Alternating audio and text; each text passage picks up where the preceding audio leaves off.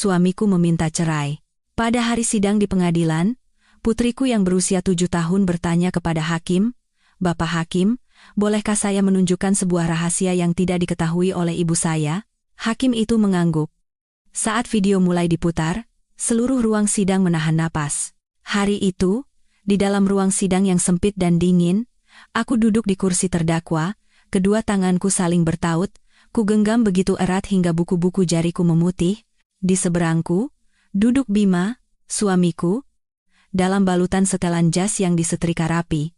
Wajahnya tenang, seolah ia tak ada sangkut pautnya dengan semua ini. Pengacaranya tanpa henti membacakan dosa-dosaku. Istri yang gagal, ibu yang tidak kompeten, seorang wanita yang hanya menjadi parasit bagi suaminya. Dalam gugatan cerainya, ia menuntut seluruh harta kami dan juga hak asuh penuh atas anak kami. Aku hanya bisa menundukkan kepala. Setiap kata yang keluar dari mulut pengacaranya terasa bagaikan pisau tumpul yang perlahan mengiris dagingku. Tepat saat hakim hendak mengetukkan palunya, sebuah suara anak kecil yang bergetar terdengar dari arah pintu. "Bapak Hakim, bolehkah saya menunjukkan sebuah rahasia yang tidak diketahui oleh ibu saya?" Semua mata di ruang sidang tertuju ke sana. Putriku yang berusia 7 tahun. Putri, berdiri sambil memeluk sebuah tablet tua. Salah satu sudut layarnya retak seperti sarang laba-laba. Dengan mata hitamnya yang jernih, ia menatap lurus ke kursi tertinggi tempat hakim duduk. Jantungku serasa jatuh ke perut. Itu adalah pertama kalinya aku melihat putriku menunjukkan keberanian seperti itu, dan pada saat itu juga, aku sadar. Mungkin hidupku tidaklah segagal yang Bima katakan, setidaknya, aku telah membesarkan seorang anak yang tahu cara membedakan mana yang benar dan mana yang salah. Namun, untuk menceritakan bagaimana kami bisa sampai di jalan buntu ini, kita harus kembali ke suatu pagi beberapa bulan yang lalu, saat semuanya masih tampak damai. Pagi itu di sebuah rumah 3 lantai di salah satu sudut Jakarta Selatan, tempat yang kupercaya akan menjadi persinggahan terakhirku seumur hidup. Pagi itu tak ada bedanya dengan pagi-pagi lainnya. Aku bangun saat langit masih temaram sebelum fajar, mengenakan kardigan tipis, lalu turun ke dapur untuk menyiapkan sarapan. Suara air mendidih di teko, aroma bawang goreng untuk taburan bubur ayam, berbaur dengan deru mesin cuci dari beranda. Aku terbiasa hidup dalam senyap, berjalan tanpa suara, berbicara dengan lirih, melakukan segalanya seperti bayangan bahkan di rumahku sendiri. Semua itu agar tidak mengganggu Bima yang sedang beristirahat. "Kopi ini kenapa rasanya begini?" Itu adalah kalimat yang selalu ia ucapkan dengan penekanan di setiap katanya setiap kali suasana hatinya sedang buruk. Sebelum pukul 7 pagi, suara langkah kakinya sudah terdengar menuruni tangga. Ia mengenakan kemeja putih, dasi terpasang rapi, dan rambutnya tersisir klimis, aroma parfum mahalnya menguar samar. Begitu duduk di meja makan, ia langsung mengerutkan kening. Setelah menyesap seteguk kopi yang kubuat, ia berkata dengan dingin. Aku terkejut dan buru-buru menunduk. "Maaf, mungkin kopinya terlalu banyak. Aku buatkan lagi, ya." "Tidak usah." Ia mendorong cangkir kopi itu menjauh, seolah sedang menyingkirkan keberadaanku juga. Sudah sangat lama sarapan kami berlangsung tanpa percakapan.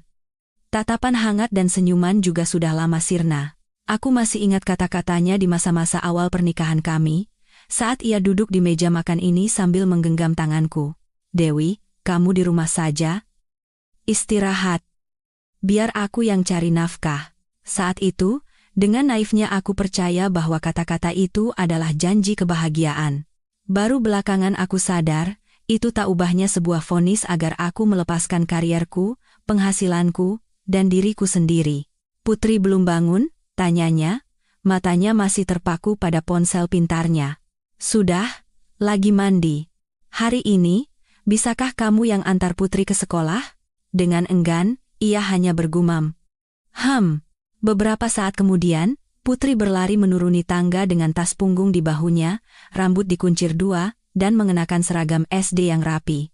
Ia memeluk leherku dan berceloteh, "Ibu, aku berangkat, ya?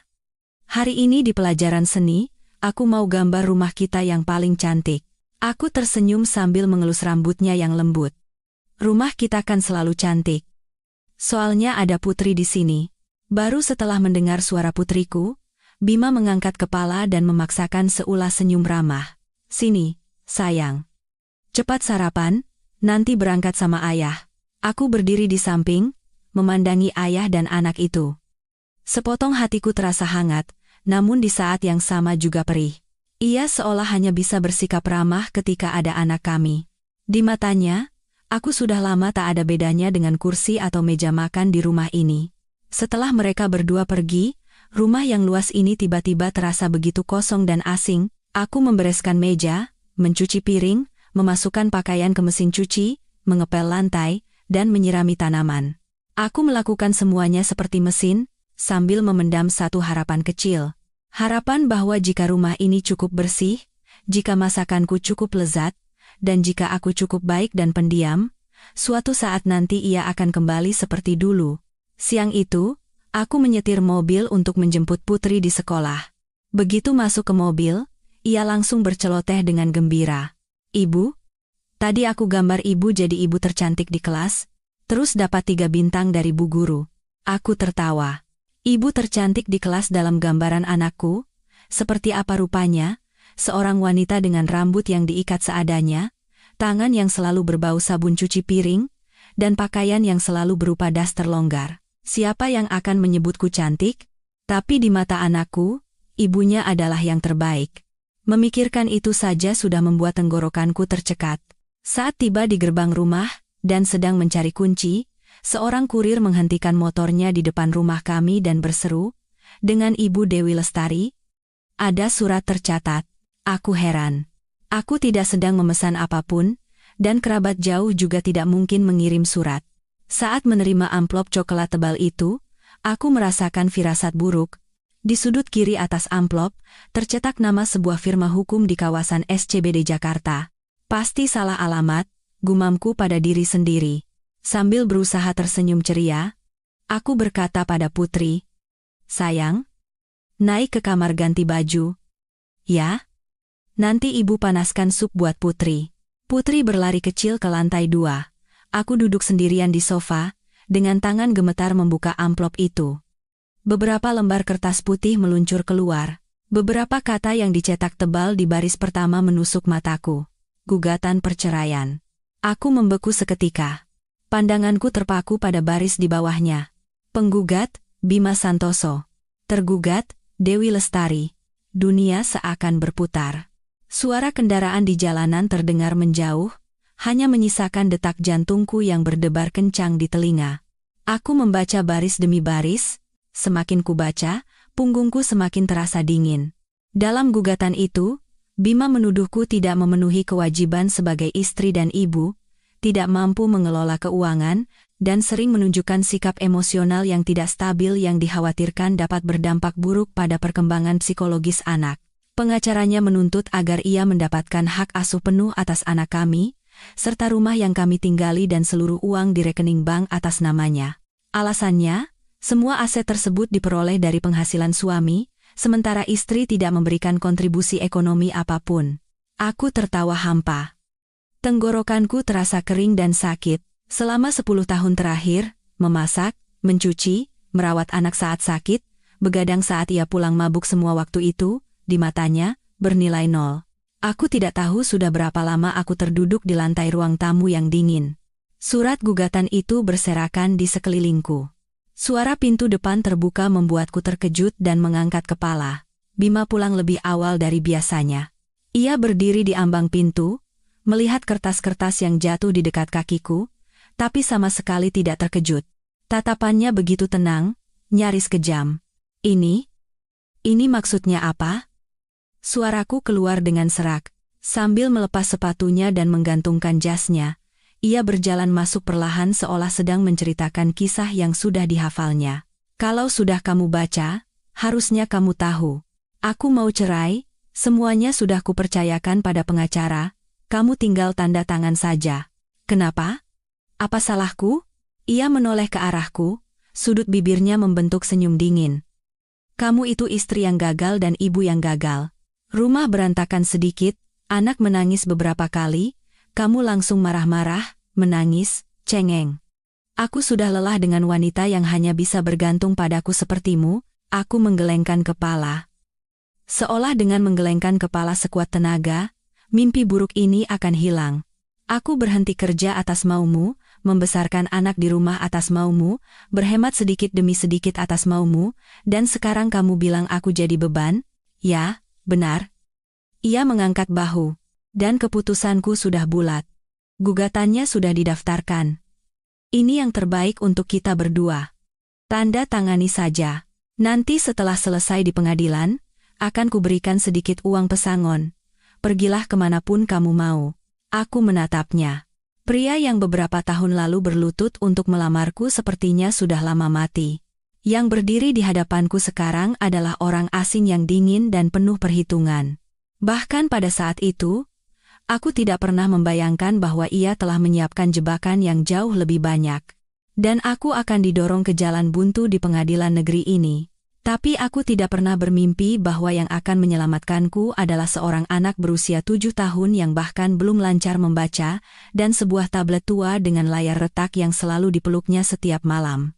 Malam itu, setelah mendengar Bima berkata keputusanku sudah bulat, terdengar suara sesuatu yang patah di dalam kepalaku.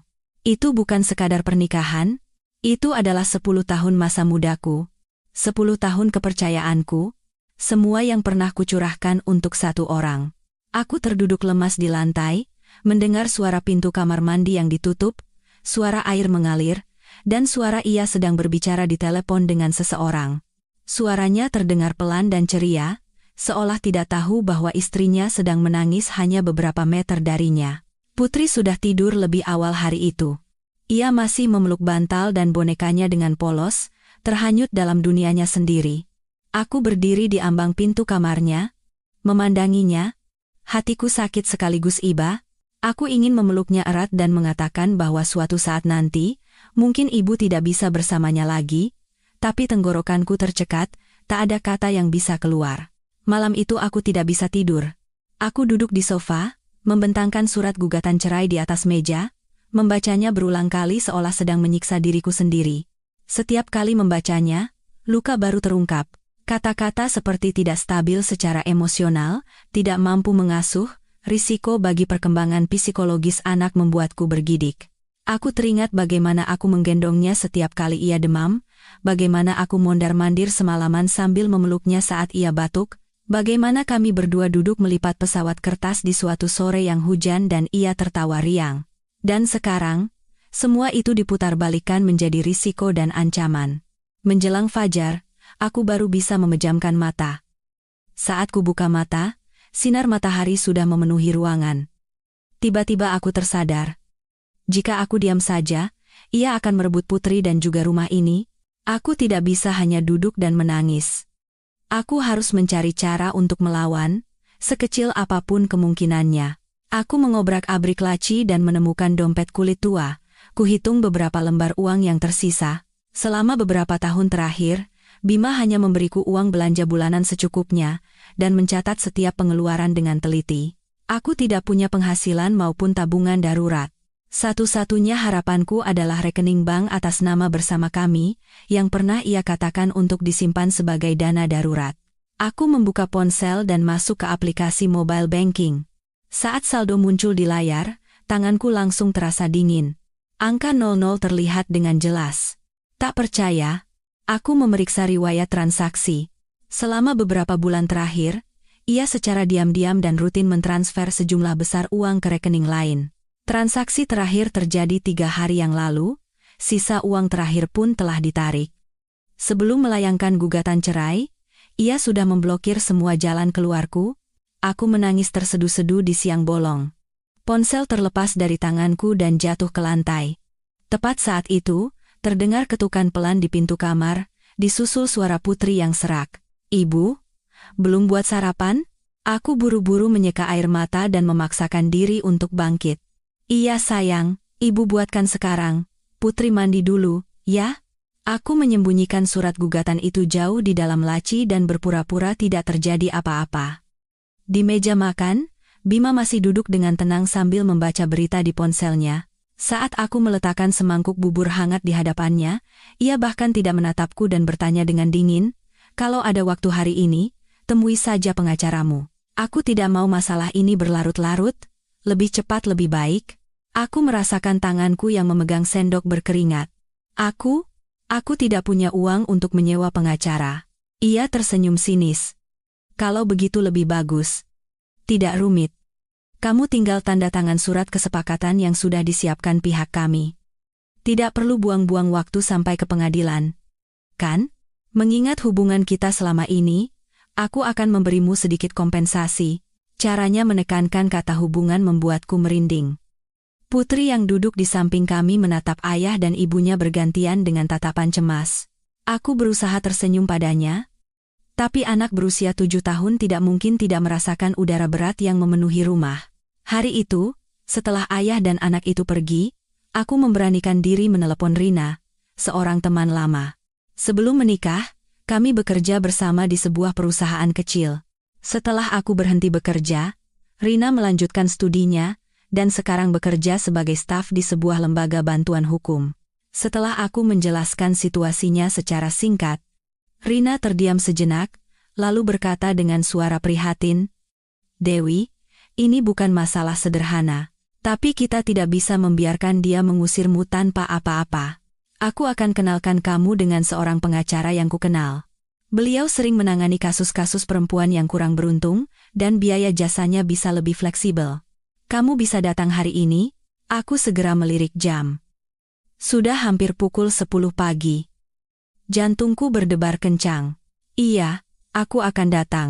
Kantor pengacara yang direkomendasikan Rina berada di sebuah ruko tua. Aku berdiri di bawah papan nama kantor hukum Iwan.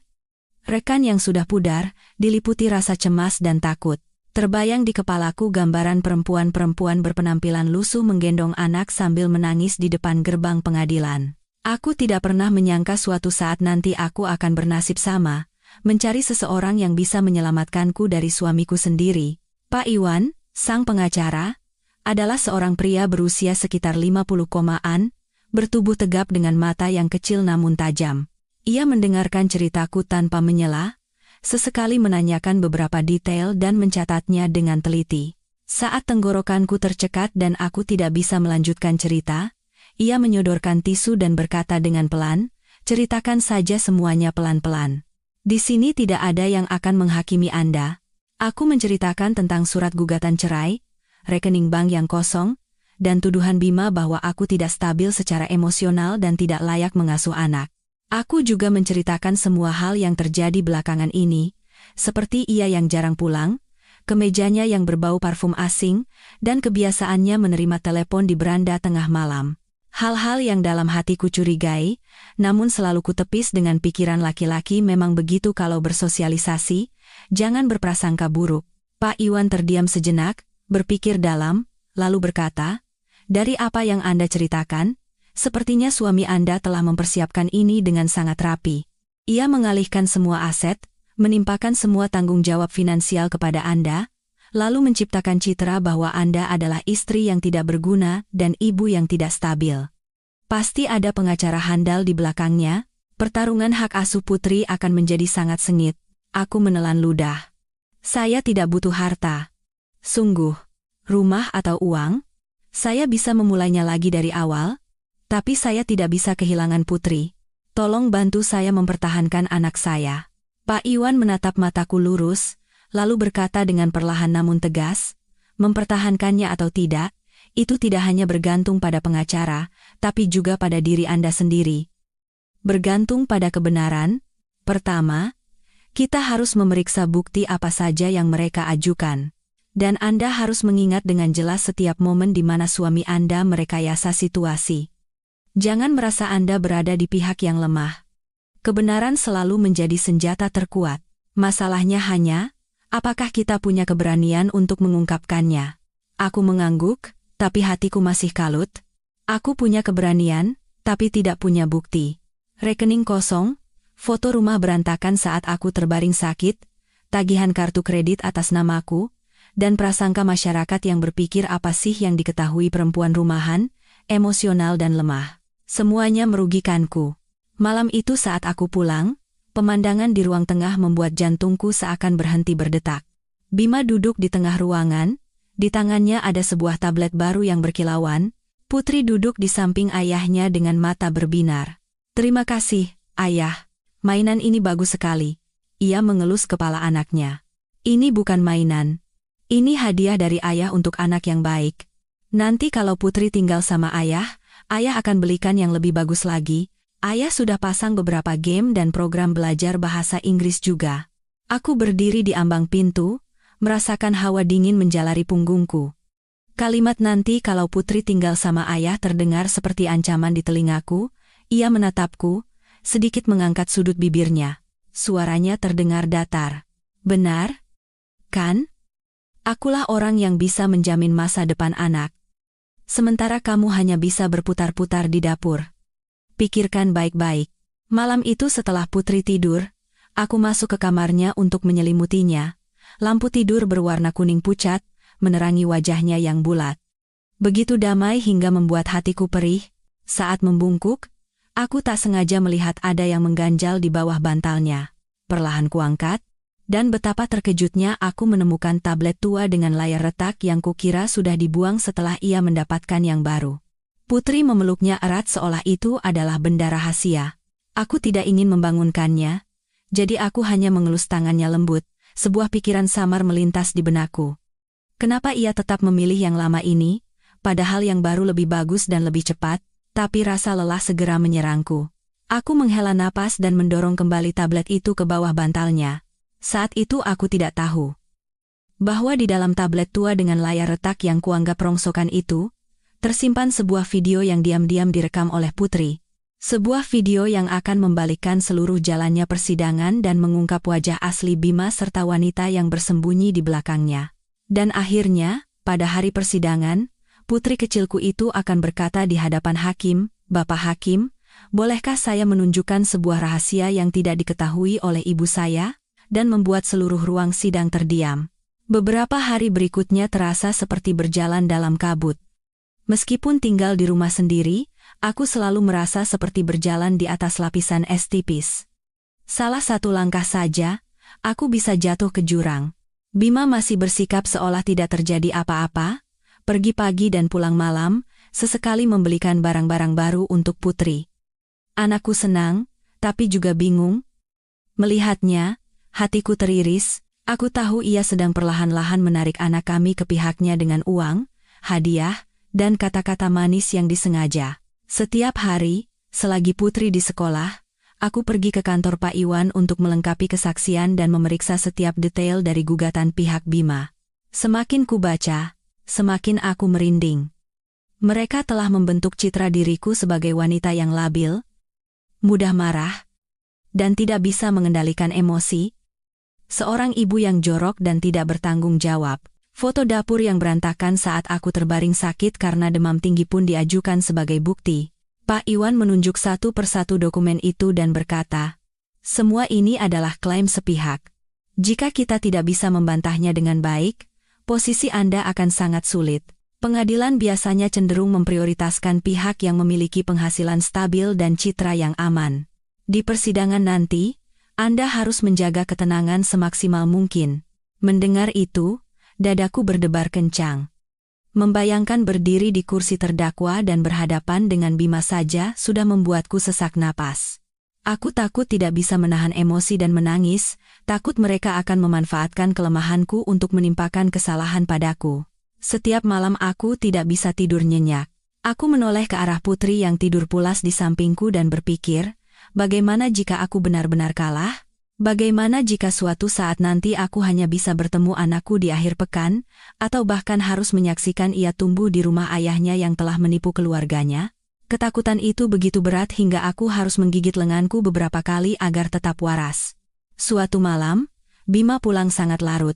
Pakaiannya lagi-lagi tercium samar aroma parfum asing. Aku sedang mencuci piring di dapur, mendengar suara pintu terbuka tapi tidak menoleh. "Mau makan sesuatu?" "Nasi kuangatkan?" "Tidak perlu," jawabnya dingin. Ia melewatiku seolah aku adalah udara. Beberapa saat kemudian, terdengar suaranya sedang menelepon di beranda. Suara yang pelan dan ramah, yang sudah sangat lama tidak ia tunjukkan padaku. Jantungku terasa sesak. Aku tidak ingin menguping, tapi beberapa patah kata yang sampai ke telingaku sudah cukup untuk mengguncang hatiku. "Iya, aku tahu. Tinggal selesaikan urusan ini saja, semuanya berjalan lancar. Aku berdiri di dapur dengan tangan gemetar. Aku tahu persis urusan apa yang ia maksud. Selama pernikahan kami, ia tidak hanya mempersiapkan perceraian, tapi juga jalan keluar untuk dirinya sendiri. Malam itu, Putri datang ke kamarku sambil membawa bantalnya. Ia naik ke tempat tidur, berbaring menghadapku, dan bertanya dengan hati-hati, "Ibu, nanti ibu masih akan tinggal sama aku, kan?" Aku terkejut, jantungku serasa berhenti berdetak. "Kenapa tanya begitu, sayang?" Anakku ragu-ragu. "Ayah bilang, kalau tinggal sama ayah, nanti kita bisa jalan-jalan dan dibelikan banyak barang bagus. Tapi aku tidak tahu apa ibu juga ikut."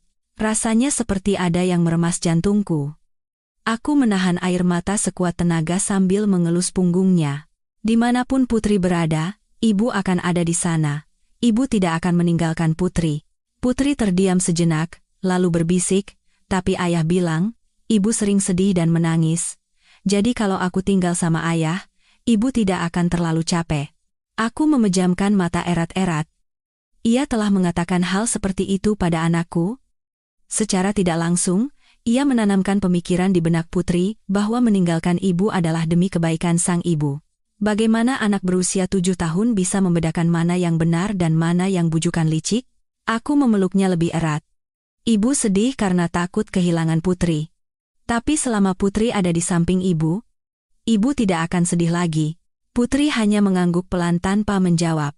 Mungkin hatinya juga serumit benang kusut. Pada hari surat panggilan dari pengadilan datang, tanganku yang memegang surat itu terasa sedingin es. Waktu untuk menghadapinya sudah dekat. Pak Iwan berpesan padaku berulang kali. "Makanlah dengan baik, jangan terlihat terlalu kuyu. Di pengadilan, jangan pernah berteriak atau menangis. Jawab saja inti pertanyaannya." Tapi saat pulang dan melihat Bima dengan santainya menonton TV, seolah hari persidangan hanyalah hari pertemuan orang tua murid biasa, aku tidak bisa menahan amarah. Untuk pertama kalinya dalam beberapa tahun, aku bertanya langsung padanya. "Apa kamu benar-benar harus merebut Putri dariku?" Ia menoleh padaku. Tatapannya sedingin es. "Bukan merebut, tapi mengambil kembali. Kamu tidak pantas mengasuh anak. Setelah mengambil semua uangku, mengambil rumah, sekarang kamu bilang aku tidak pantas?" Aku tertawa hampa bercampur air mata. Ia tidak menjawab. Ia bangkit dan merapikan kerah kemejanya. Biar pengadilan yang memutuskan. Bicara pun tidak ada gunanya. Malam itu, aku masuk lagi ke kamar Putri. Ia sudah tertidur, masih memeluk bantalnya. Di bawah bantal, terlihat sudut tablet tua dengan layar retak itu. Aku memandanginya cukup lama. Perasaan aneh dan samar melintas di hatiku. Tablet itu adalah barang bekas murah yang kubelikan untuknya belajar menggambar dan membaca. Setelah Bima membelikan yang baru, kukira ia sudah membuangnya, ternyata tidak. Setiap malam, ia menyembunyikannya di bawah bantal. Aku mengulurkan tangan dan menyentuh tablet itu dengan ringan. Tepat saat itu, Putri menggeliat, sedikit membuka matanya dan berbisik, "Ibu, ini punyaku. Jangan diambil." Aku terkejut. "Ibu takut kamu terluka kalau jatuh dan pecah." Putri memeluk tablet itu lebih erat dan berkata dengan suara kecil, "Aku simpan baik-baik, jangan tanya, ya." Jarang sekali anak berusia 7 tahun berkata jangan tanya. Kukira ia takut aku akan memarahinya karena menyimpan barang lama, jadi aku tidak bertanya lebih jauh. Aku kembali menyelimutinya dan keluar dari kamar dengan perasaan berat dan gamang. Semakin dekat hari persidangan, udara di rumah semakin tegang seperti busur panah yang ditarik kencang. Bima hampir tidak pernah berbicara denganku dan terus-menerus membelikan hadiah untuk Putri. Anakku menerima hadiah itu, tapi tawanya berkurang dari biasanya. Sesekali ia menoleh padaku seolah ingin bertanya sesuatu, tapi kemudian mengurungkannya. Suatu sore, anakku merasa tidak enak badan, jadi aku menjemputnya lebih awal. Tepat saat tiba di rumah, aku melihat seorang wanita berpakaian rapi sedang berbicara dengan Bima di depan pintu. Melihatku, wanita itu sedikit terkejut, tapi kemudian tersenyum ramah. "Ibu Dewi ya?" Aku mengangguk. Hatiku terasa dingin. Tatapan wanita itu sama sekali tidak menunjukkan keterkejutan orang yang tak sengaja bertemu. Tatapannya tenang. Bahkan ada sedikit rasa superioritas. Saya teman Bima, tadi mampir sebentar ada urusan. Ia berkata begitu, lalu menoleh ke arah Bima. Kalau begitu saya permisi dulu.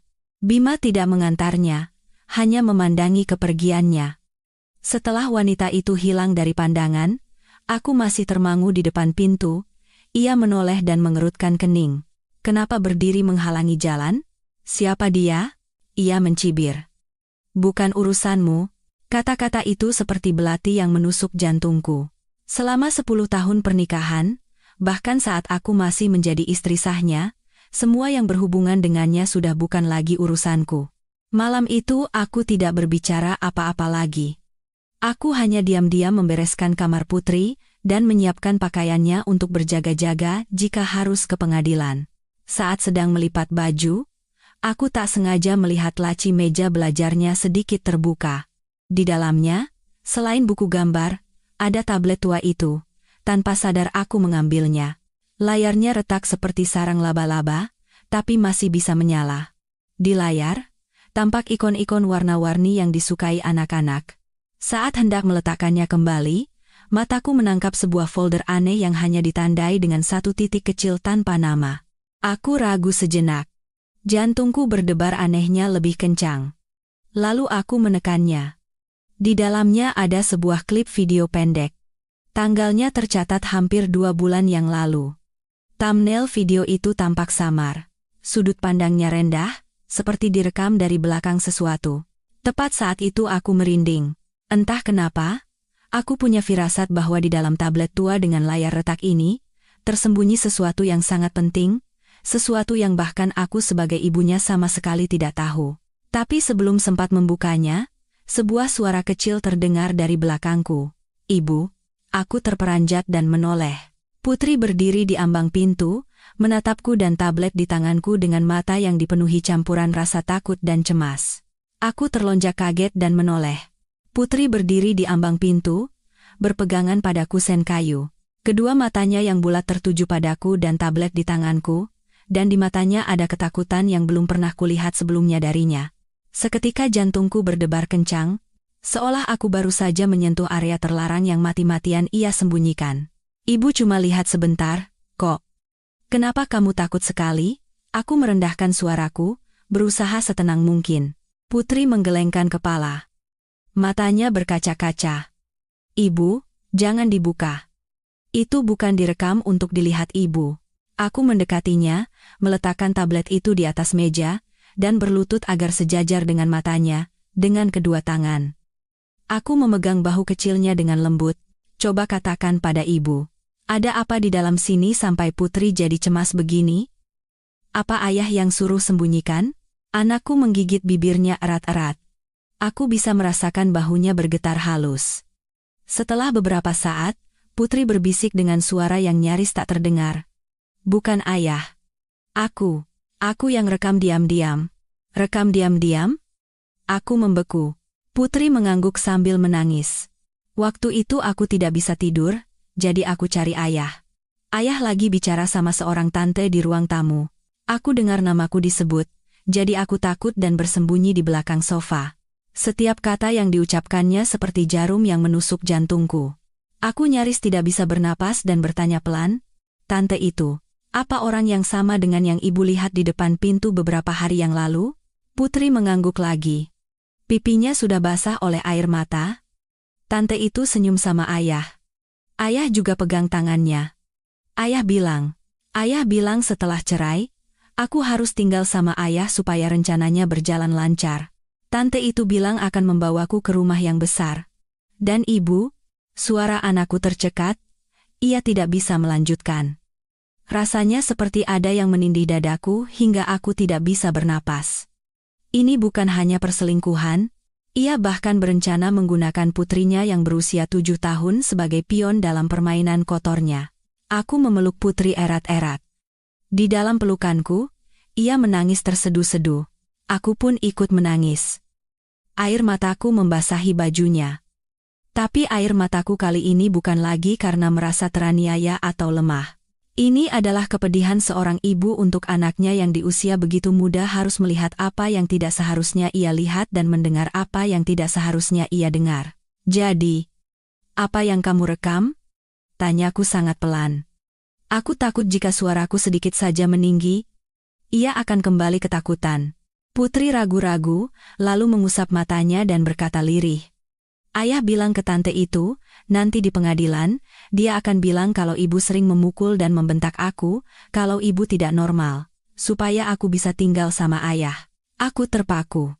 Aku tidak pernah sekalipun memukul anakku. Aku pernah memarahinya dengan tegas saat ia nakal, atau meninggikan suara saat ia malas belajar. Tapi di mulutnya, semua itu berubah menjadi kekerasan yang bertujuan untuk mencabut hakku sebagai seorang ibu. Apa kamu yakin mendengar seperti itu? Tanyaku dengan suara bergetar.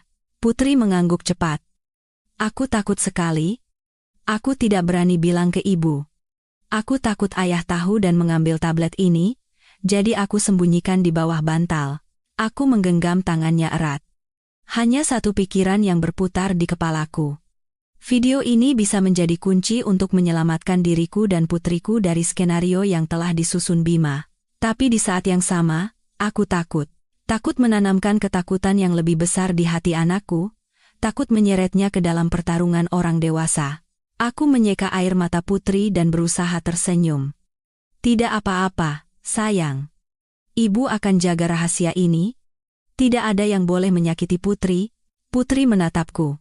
Matanya masih basah. Ibu, kalau ayah tahu aku yang rekam, apa dia akan marah padaku? Aku memeluknya lebih erat. Ayah tidak punya hak untuk marah padamu. Kamu hanya mengatakan yang sebenarnya. Kan ada ibu. Malam itu aku tidak tidur sampai fajar. Agar tidak membangunkan Putri, aku memakai earphone kecil dan menonton video itu sendirian di kamar. Pencahayaannya gelap dan gambarnya buram, sudutnya rendah dari belakang sofa, tapi suaranya begitu jernih, hingga tidak mungkin salah. Suara dingin Bima terdengar jelas. Urusan pengacara sudah beres. Putri akan kuasuh. Dewi tidak punya uang, tidak punya rumah, di pengadilan sudah jelas siapa yang lebih unggul. Kalau perlu, aku akan bilang dia punya masalah kejiwaan. Lalu suara wanita itu. Meskipun belum pernah kudengar langsung, dari video itu aku tahu itu adalah orang yang sama dengan yang kulihat di depan pintu beberapa hari yang lalu. Harus pasti, ya? Aku tidak mau nanti berurusan lagi dengan perempuan itu. Harus putus total. Bima tertawa. Tenang saja. Paling parah, sebulan sekali kuizinkan bertemu. Aku melepas earphone. Kedua tanganku sedingin es. Setiap kata dalam video itu seperti hantaman palu yang menghancurkan sisa-sisa pikiran terakhirku tentang pernikahan 10 tahun ini. Bukan hanya pengkhianatan, ini adalah kekejaman tanpa batas. Keesokan paginya, aku membawa tablet itu ke kantor Pak Iwan. Ia menonton video itu dengan sangat hati-hati berulang kali. Setelah video selesai, ia mengangkat kepala dan menatapku. Di matanya, untuk pertama kalinya, ada keyakinan, Anda sangat beruntung bisa mendapatkan video ini. Ini bukan sekadar bukti perselingkuhan suami Anda. Yang lebih penting, ini adalah bukti konspirasi untuk merebut hak asuh anak dengan membuat keterangan palsu. Video ini, jika diungkapkan pada saat yang tepat, bisa membalikan keadaan sepenuhnya. Aku menggenggam tali tasku erat-erat, tapi ini direkam oleh anak saya, dia masih terlalu kecil, saya khawatir dia akan trauma nanti. Pak Iwan berpikir sejenak, lalu berkata, itulah kenapa kita harus memilih waktu yang tepat. Tidak bisa asal kita ajukan. Beberapa kebenaran harus diledakkan di pengadilan setelah pihak lawan memperlihatkan wujud aslinya, baru kekuatannya akan maksimal. Aku sadar bahwa pertarungan ini tidak hanya membutuhkan kebenaran, tapi juga kepala dingin. Selama beberapa hari berikutnya, aku berpura-pura tidak tahu apa-apa. Aku berbelanja, memasak, dan mencuci seperti biasa, merawat Putri dengan tenang. Bima menjadi semakin percaya diri, ia lebih sering mengajakku bicara. Tapi itu hanyalah peringatan agar kami tidak saling menyulitkan di pengadilan dan agar aku mempersiapkan diri. Suatu kali ia bahkan berpura-pura bersimpati. Bekerja sama saja. Nanti anak juga akan kuizinkan bertemu. Kalau kamu ribut-ribut di pengadilan setelah kalah, orang-orang akan menganggapmu perempuan gila. Aku menunduk tanpa menjawab. Hatiku anehnya tenang, ketenangan orang yang memegang kartu as dan menunggu saat yang tepat untuk menurunkannya. Aku juga berpesan pada Putri. Tanpa menyinggung soal pengadilan, aku hanya berkata dengan lembut, nanti kalau ada yang tanya tentang urusan rumah, Putri jawab saja apa yang Putri lihat dan dengar. Tidak perlu takut. Mengatakan yang sebenarnya saja sudah cukup. Putri mengangguk. Matanya sedikit cemas, tapi karena beban rahasia yang ia pikul sendiri selama 2 bulan telah terangkat, ekspresinya terlihat lebih ringan. Setiap malam ia memelukku erat, seolah takut jika ia memejamkan mata, aku akan menghilang. Hari persidangan semakin dekat. Malam sebelum sidang, Bima tidak pulang, aku tidak bertanya. Aku hanya diam-diam menyiapkan pakaian Putri, memilihkan gaun yang paling rapi dan bersih. Aku menyuruhnya tidur lebih awal, tapi tengah malam aku bisa merasakan ia sedang menatapku dalam kegelapan. Ibu, besok banyak orang? Mungkin sedikit banyak. Tapi kamu cukup di samping ibu saja. Kalau ayah bilang yang jelek-jelek tentang ibu, apa aku boleh bicara? Aku terdiam sejenak, lalu menjawab pelan. Kalau itu kebenaran, kamu punya hak untuk bicara. Putri terdiam. Beberapa saat kemudian, ia berkata dengan suara kecil, Ibu jangan takut. Aku tidak akan membiarkan ayah merebut ibu dariku. Kata-kata dari anak sekecil itu membuat jantungku terasa diremas. Aku memeluknya. Tanpa suara, air mataku mengalir di atas rambut kecilnya. Besok mungkin akan menjadi hari di mana hidupku berbelok ke jalan lain, dan anak yang kuanggap paling lemah justru menjadi penopang terbesarku. Keesokan paginya, aku terbangun bahkan sebelum fajar menyingsing. Rumah terasa sunyi, hanya suara detik jam yang terdengar teratur. Putri masih tertidur lelap. Wajah mungilnya terbenam di bantal. Aku bangkit perlahan dan berdiri lama di samping tempat tidurnya, memandanginya. Untuk pertama kalinya selama ini, bukan ketakutan yang samar yang datang, melainkan kekhawatiran yang konkret. Dengan satu kesalahan hari ini, aku bisa kehilangan anakku selamanya. Aku turun ke dapur dan memasak mie instan sederhana untuk kami berdua. Setelah Putri bangun, aku memakaikannya gaun rapi yang sudah disiapkan semalam dan menguncir rambutnya dengan rapi. Ia menatap dirinya di cermin, lalu menoleh padaku dan tersenyum kecil. Ibu, hari ini aku akan jadi anak baik. Aku mengangguk, tenggorokanku tercekat. Kapan kau pernah tidak menjadi anak baik? Bima tidak pulang semalam dan baru muncul hampir pukul 8 pagi. Setelan jasnya rapi, sepatunya mengkilap, dan wajahnya tenang seolah tidak terjadi apa-apa.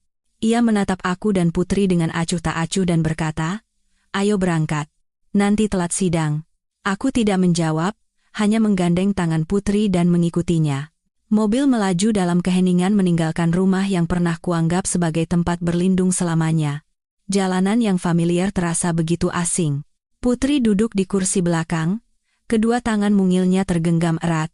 Saat aku menoleh, matanya yang cemas berusaha disembunyikan. Aku mengulurkan tangan ke belakang, dan ia menggenggam tanganku erat.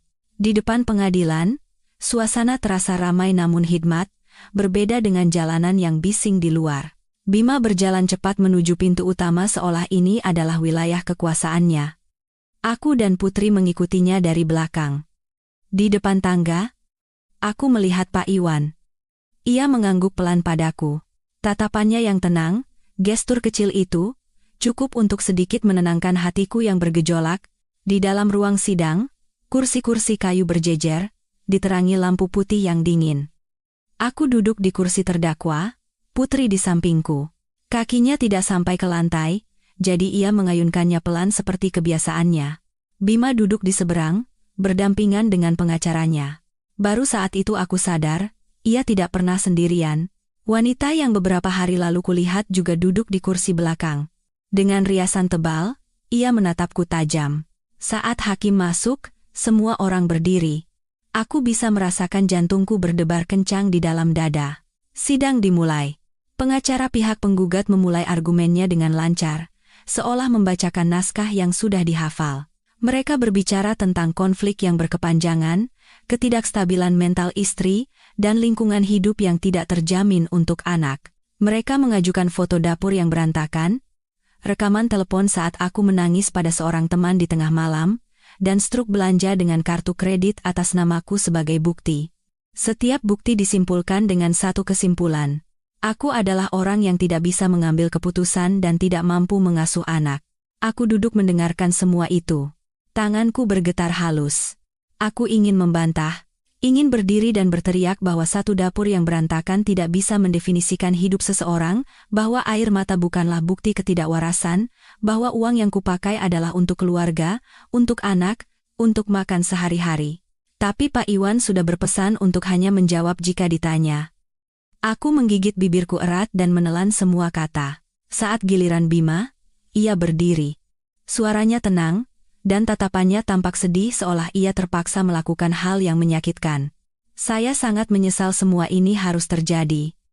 Tapi saya tidak bisa membiarkan putri saya hidup di lingkungan yang tidak stabil. Dewi sering menangis dan marah-marah, beberapa kali ia membentak anak hingga membuatnya ketakutan. Saya sudah berusaha sabar demi anak, tapi saya tidak tahan lagi. Aku menatapnya. Tak percaya kata-kata seperti itu bisa keluar dari mulut orang yang tidur seranjang denganku selama 10 tahun. Aku menunduk melihat putri. Ia menggenggam tanganku erat, wajahnya pucat. Pengacaranya melanjutkan dengan suara dingin. Klien kami memiliki penghasilan yang stabil, tempat tinggal yang jelas, dan lingkungan hidup yang baik, sehingga ia sangat memenuhi syarat untuk mengasuh putri secara langsung. Sebaliknya, pihak tergugat tidak memiliki pekerjaan maupun aset pribadi. Demi menjamin masa depan terbaik bagi anak, kami memohon agar pengadilan memberikan hak asuh kepada ayahnya. Kata-kata tidak punya pekerjaan, tidak punya aset terdengar seperti paku yang menancap di takdirku. Saat giliranku tiba, hakim menatapku dan bertanya perlahan, "Tergugat, apakah Anda memiliki tanggapan atas klaim pihak penggugat?" Aku berdiri. Rasanya kakiku lemas. Aku tahu aku tidak boleh menangis, tidak boleh gemetar. Aku mengambil napas dalam-dalam dan berusaha menjaga suaraku senormal mungkin. Yang mulia, memang benar saat ini saya tidak memiliki penghasilan. Itu karena di masa lalu saya mengikuti keinginan suami untuk merawat anak di rumah. Memang benar juga saya sering menangis dan merasa tertekan karena pernikahan ini, tapi saya tidak pernah sekalipun memukul atau menelantarkan anak saya. Selama 7 tahun terakhir, seluruh waktu saya hanya untuk merawat putri. Pengacara lawan langsung membantah. Dalam surat pernyataan yang sudah mereka siapkan, seorang asisten rumah tangga yang sudah lama berhenti bekerja bersaksi bahwa Ibu Dewi orangnya temperamental dan sering memarahi anak. Mendengar itu, hatiku terasa semakin dingin. Cerita-cerita yang dilebih-lebihkan sedang menjadi kebenaran di depan banyak orang. Udara di ruang sidang terasa berat. Aku merasa seperti berdiri sendirian di tempat yang terkepung. Lalu hakim menoleh ke arah putri. "Putri, kamu mau tinggal sama ayah atau sama ibu?" Pertanyaan itu seperti belati yang menusuk jantungku. Aku menggenggam tangan anakku lebih erat. Aku takut ia akan gemetar, takut ia akan menangis, takut ia akan mengulangi kata-kata yang selama ini ditanamkan Bima di benaknya. Putri menunduk sambil memainkan kedua tangannya. Ia tidak langsung menjawab. Ruang sidang hening, hanya terdengar derit kursi kayu. Bima menatap anaknya, tatapannya mengandung penantian dan tekanan yang tak terlihat. Setelah beberapa saat, putri mengangkat kepalanya pelan. Suaranya bergetar. Saya mau tinggal sama ibu." Mendengar itu, aku nyaris menangis. Tapi pengacara Bima langsung berdiri. "Yang mulia, anak berusia 7 tahun mudah dipengaruhi oleh emosi sesaat. Kami mohon agar pengadilan mempertimbangkan kondisi yang realistis daripada hanya bergantung pada keinginan subjektif anak." Bima juga berkata dengan suara yang anehnya lembut, "Putri, coba pikir lagi, kalau sama ayah, kamu bisa belajar di lingkungan yang lebih baik, punya rumah yang lebih besar, kamar sendiri, mainan juga lebih banyak. Kalau sama ibu, nanti kamu akan susah." Putri menatapnya. Matanya berkaca-kaca. Bibirnya bergerak seolah ingin mengatakan sesuatu, tapi kemudian berhenti. Aku bisa merasakan dengan jelas konflik yang terjadi di dalam hatinya. Hakim mengangguk pelan dan mencatat sesuatu. Sidang diskors selama 15 menit. Aku ditarik oleh Pak Iwan ke sudut. Dengan suara mendesak namun tetap tenang, ia berbisik, pihak lawan sangat siap.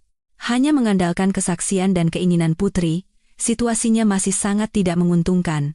Kita harus bersiap untuk kemungkinan terburuk. Aku menatapnya. Jantungku terasa sesak. Apakah itu artinya aku bisa kehilangan anakku? Pak Iwan tidak menjawab langsung, tapi tatapannya mengatakan bahwa kemungkinan itu ada. Putri merapat ke sisiku, diam-diam melingkarkan lengannya di tanganku. Saat aku menatapnya, ia menggigit bibirnya seolah menahan tangis. Tepat saat itu, Putri menarik tanganku sedikit dan berbisik sangat pelan, hanya agar aku yang mendengar. Ibu, aku punya satu rahasia. Aku mau bilang ke Bapak Hakim. Jantungku berdebar. Aku menatap matanya dalam-dalam. Di dalam tatapan anak kecil itu, selain ketakutan, ada sebuah tekad kecil yang menyakitkan. Bolehkah aku bicara? Putri bertanya lagi dengan suara bergetar. Tenggorokanku tercekat. Aku mengangguk pelan sambil mengelus kepalanya. Kalau itu kebenaran, kamu punya hak untuk bicara. Tepat saat itu aku tahu. Pintu terakhir kami akan dibuka oleh tangan anak berusia 7 tahun ini. Saat bel tanda skors berakhir berbunyi, semua orang di ruang sidang kembali ke tempat duduk masing-masing. Aku membawa Putri kembali ke kursi terdakwa. Telapak tangannya terasa dingin, aku membungkuk dan berbisik di telinganya. Putri, cukup katakan apa yang kamu lihat dan dengar. Tidak ada yang berhak menyalahkanmu. Putri mengangguk sangat pelan. Tatapannya takut, namun juga tegas, seolah di usianya yang masih belia, ia telah memilih jalannya sendiri. Hakim duduk di kursinya, membolak-balik berkas, lalu berkata dengan suara hikmat, sidang dilanjutkan. Sebelum pembacaan putusan akhir, pengadilan ingin mendengar pendapat tambahan dari saksi Putri Lestari. Seluruh ruang sidang menahan napas. Aku bisa merasakan jantungku berdebar kencang di dalam dada. Bima memutar tubuhnya sepenuhnya untuk menatap anaknya. Di matanya, tersirat ketegangan yang belum pernah ada sebelumnya. Putri berdiri. Di dalam ruang sidang yang luas, ia tampak begitu kecil. Ia menggenggam ujung gaunnya erat, bahunya bergetar halus. 1 detik, 2 detik, lalu ia mengangkat kepala dan menatap hakim. Suaranya bergetar, namun jelas. Bapak Hakim, bolehkah saya menunjukkan sebuah rahasia yang tidak diketahui oleh ibu saya? Terdengar bisik-bisik kecil di ruang sidang. Aku merasa pusing, jantungku serasa jatuh ke jurang. Aku menoleh ke arahnya, hendak mencegahnya, tapi terdiam saat melihat tatapannya. Itu bukan tatapan impulsif anak kecil. Itu adalah tatapan anak yang sudah terlalu lama menanggung beban sendirian. Hakim tampak terkejut sejenak, lalu mengangguk pelan. Silakan. Putri menatapku sekilas, seolah mencari kekuatan. Lalu ia merogoh tas kecil yang disandangnya dan mengeluarkan tablet tua dengan layar retak itu. Terdengar suara orang-orang menahan napas dari berbagai sudut ruangan. Bima sontak berdiri. Yang mulia, saya keberatan. Kesaksian anak tidak memiliki kekuatan hukum sebagai bukti. Hakim mengangkat tangan untuk menghentikannya. Harap tenang. Biar pengadilan yang menilai. Silakan lanjutkan. Putri melangkah maju dengan langkah kecil. Pak Iwan juga bangkit dan menghampirinya, mengambil tablet itu dan menyambungkannya ke sistem video pengadilan. Aku duduk di tempatku, menggenggam kedua tanganku erat. Kuku-kukuku menusuk daging, tapi aku tidak merasakan apa-apa. Layar besar di atas menyala. Gambar di video itu remang-remang dan sedikit berbintik. Sudutnya rendah, setinggi sofa di sudut ruang tamu. Lalu suara Bima terdengar, dingin dan jernih. Urusan pengacara sudah beres. Putri akan kuasuh. Dewi tidak punya uang, tidak punya rumah. Di pengadilan sudah jelas siapa yang lebih unggul. Kalau perlu, aku akan bilang dia punya masalah kejiwaan. Keheningan yang dingin menyebar di ruang sidang. Aku bisa mendengar napasku sendiri yang terengah-engah. Disusul suara tajam wanita itu. Harus pasti, ya. Aku tidak mau nanti berurusan lagi dengan perempuan itu, harus putus total. Beberapa saat kemudian, suara Bima terdengar diiringi tawa kecil. Tenang saja. Paling parah, sebulan sekali kuizinkan bertemu. Video berhenti di situ. Ruang sidang diliputi keheningan yang menyesakan. Aku menoleh ke arah Bima. Wajahnya pucat pasi, bibirnya terkatup rapat, Di matanya, terlukis keterkejutan yang belum pernah kulihat sebelumnya. Wanita yang duduk di belakangnya juga syok, wajahnya berubah warna. Hakim perlahan menatap ke arah kami. Suaranya jauh lebih tegas dari sebelumnya. Penggugat, bagaimana Anda menjelaskan isi video ini? Bima berdiri. Tangannya yang diletakkan di atas meja bergetar halus. Ia berusaha mengembalikan ketenangannya. Yang mulia, itu hanya percakapan pribadi yang diedit, tidak memiliki kekuatan hukum. Pak Iwan segera membantah dengan suara tegas. Yang mulia, video tersebut memiliki catatan tanggal dan waktu yang jelas, dan tidak ada jejak pengeditan. Isinya secara gamblang menunjukkan niat untuk merebut hak asuh dengan membuat keterangan palsu mengenai kondisi mental tergugat, sekaligus menjadi bukti adanya hubungan perselingkuhan penggugat. Hakim memerintahkan bagian teknis untuk segera memverifikasi keaslian video tersebut. Selama menunggu, ruang sidang masih diselimuti ketegangan. Putri kembali ke tempat duduknya dan menggenggam tanganku erat. Aku membungkuk dan berbisik di telinganya. Putri hebat sekali. Putri hanya menggeleng pelan tanpa berkata apa-apa. Seolah ia tidak mengharapkan pujian, hanya ingin semua ini cepat berakhir. Beberapa menit kemudian, hasil verifikasi diserahkan. Hakim mengangguk. Tatapannya menajam saat menatap Bima. Video telah dipastikan tidak dimanipulasi, dan isinya secara jelas menunjukkan niat menipu dalam sengketa hak asuh anak. Bima menunduk menatap meja, tidak bisa berkata apa-apa lagi. Kepercayaan diri dan arogansinya di awal tadi runtuh seketika. Pengacaranya berusaha menyelamatkan situasi dengan kembali mengungkit kondisi ekonomi, tapi sekarang kata-kata apapun terdengar canggung dan kehilangan kekuatan. Karena yang dipertanyakan di pengadilan bukanlah uang atau rumah, melainkan kelayakannya sebagai seorang ayah. Hakim menoleh padaku. Tergugat? Apakah ada yang ingin Anda sampaikan? Aku berdiri. Kali ini, untuk pertama kalinya, aku tidak gemetar. Suaraku masih serak, tapi aku bisa menopang diriku sendiri. Yang mulia, saya tidak punya uang maupun rumah atas nama saya. Tapi saya tidak pernah merencanakan konspirasi untuk merebut hak suami saya sebagai seorang ayah. Saya juga tidak pernah berniat membuat anak saya memilih antara ayah dan ibunya. Video itu bukan hanya bukti penipuan, tapi juga menunjukkan betapa banyak hal di luar usianya yang harus ditanggung oleh anak saya. Aku menoleh ke arah Putri. Ia menunduk, bahu kecilnya bergetar halus. Air mataku mengalir, tapi aku menggigit bibirku erat agar tidak menangis terseduh-seduh. Saya hanya memohon satu hal kepada pengadilan. Tolong prioritaskan kepentingan sejati anak di atas angka dan dokumen. Hakim terdiam sejenak, lalu mengumumkan bahwa sidang akan dihentikan sementara untuk musyawarah. Saat orang-orang mulai keluar dari ruang sidang, aku hampir terduduk lemas di kursi. Putri memelukku, membenamkan wajahnya di dadaku dan menangis terseduh-seduh. Aku pun memeluknya dan menumpahkan air mata yang kutahan. Emosi yang terpendam selama berbulan-bulan akhirnya meledak. Pak Iwan mendekat dan meletakkan tangannya dengan lembut di bahuku. Tenanglah. Sekarang keadaan sudah berbalik ke pihak kita. Aku tidak bisa sepenuhnya percaya, tapi seberkas cahaya harapan mulai terlihat di hatiku. Bukan untukku, tapi untuk Putri. Di salah satu sudut koridor, Bima bersandar di dinding dengan wajah pucat.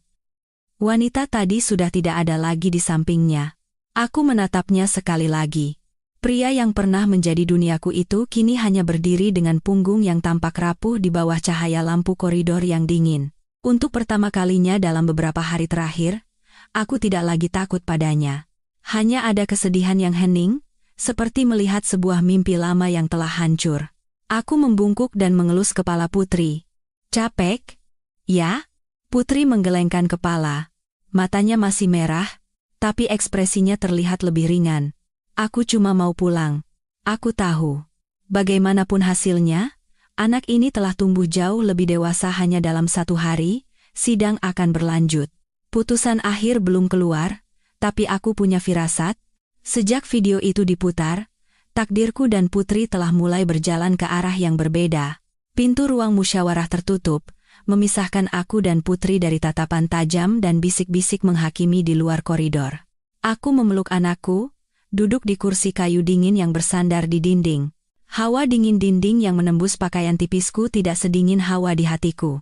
Putri merapatkan tubuhnya, Kedua lengannya melingkari pinggangku erat, seolah jika ia sedikit saja mengendurkan pelukannya, harapan yang baru saja muncul akan segera lenyap.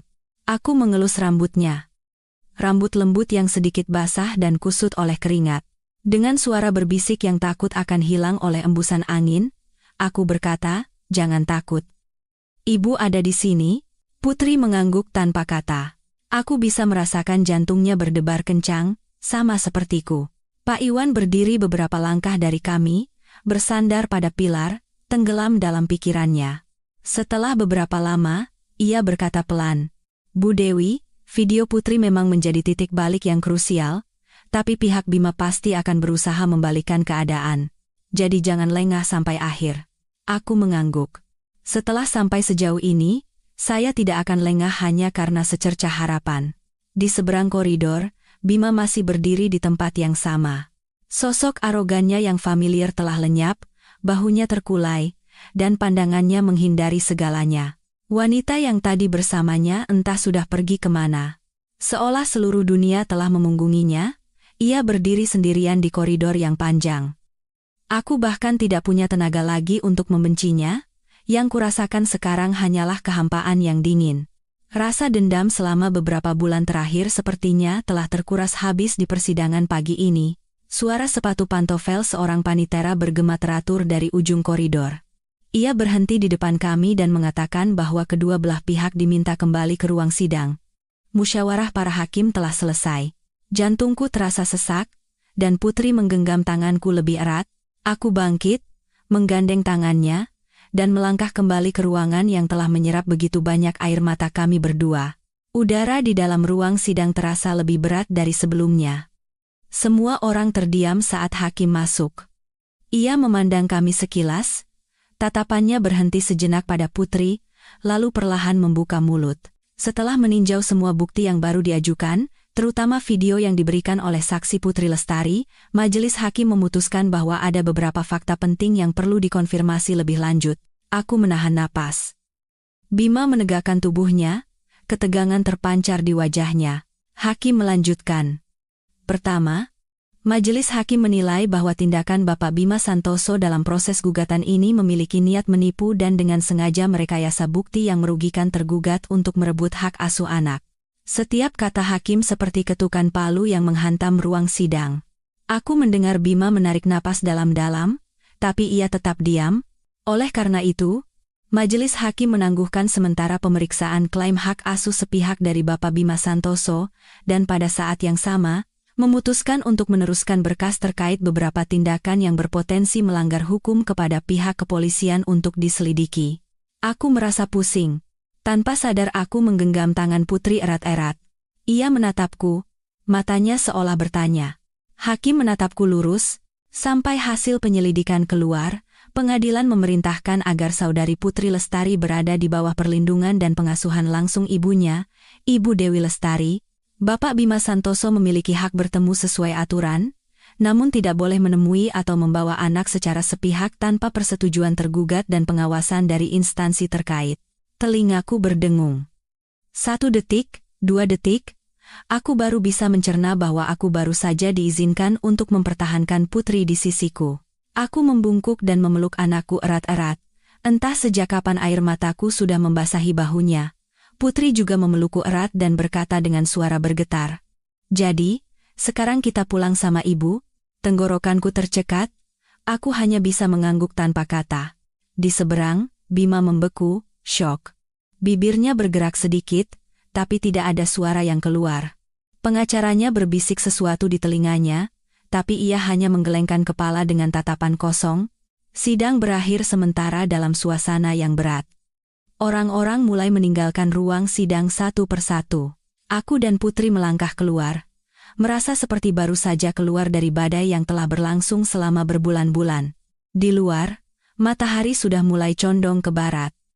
Sinar senja jatuh miring di antara pohon-pohon trembesi, menciptakan garis-garis cahaya panjang dan pucat di tanah. Aku mengangkat kepala dan menarik napas dalam-dalam. Untuk pertama kalinya dalam beberapa hari, aku bisa bernapas tanpa merasa sesak. Pak Iwan menghampiriku dan berkata dengan suara tenang, "Untuk saat ini adalah hasil yang baik bagi Anda berdua. tapi Anda tetap harus siap secara mental. Pihak Bima mungkin tidak akan menyerah begitu saja.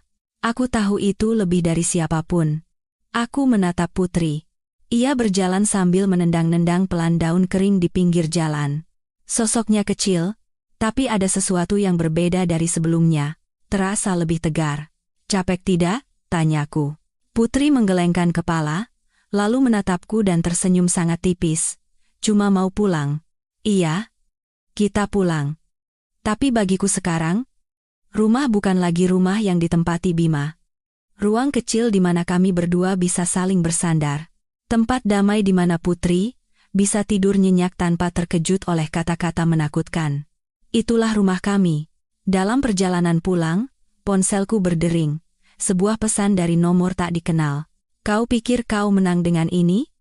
Ini belum berakhir. Tak perlu menebak, aku tahu itu dari Bima. Aku menatap layar itu cukup lama, lalu diam-diam mematikan ponsel. Aku tidak ingin berdebat lagi, tidak ingin membuktikan apa-apa lagi. Aku hanya perlu melindungi Putri. Itu saja sudah cukup. Malam itu, saat kami kembali ke kamar kos kecil yang kusewa sementara menunggu persidangan, Putri meringkuk di bawah selimut setelah mandi.